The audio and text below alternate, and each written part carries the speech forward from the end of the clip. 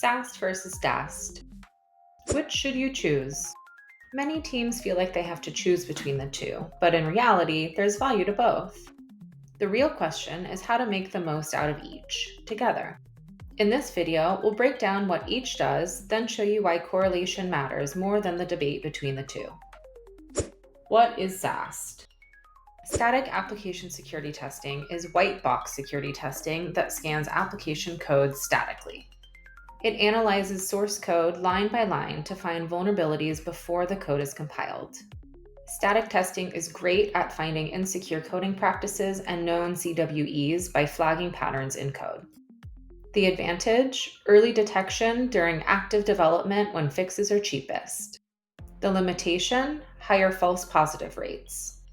It also can't test runtime behavior or business logic flaws that only appear when code executes. What is DAST? Dynamic application security testing scans applications while they're running. It mimics real attacks against your running application. Dynamic testing sends malicious payloads to inputs, tests for things like SQL injection, and observes responses to find vulnerabilities. The advantage: DAST finds vulnerabilities that are actually exploitable at runtime.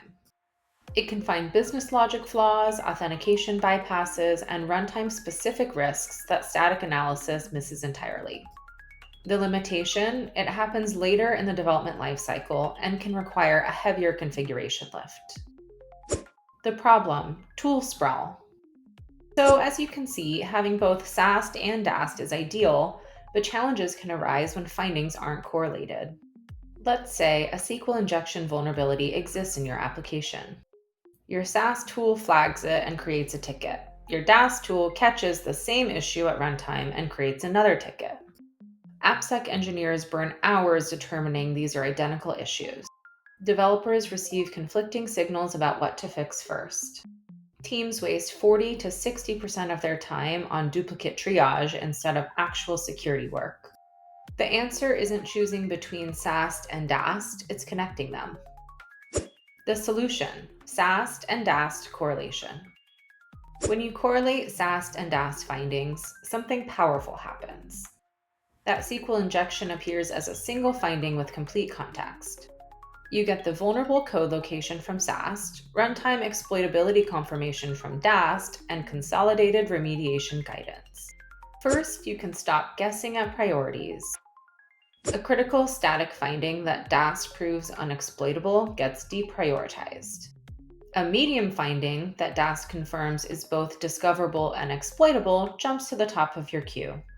Second, you get faster remediation with code-level context. Developers don't have to hunt through the codebase.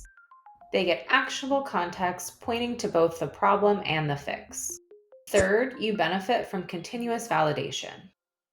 Code gets written, testing identifies issues, fixes are implemented, and runtime testing confirms the vulnerability is actually resolved.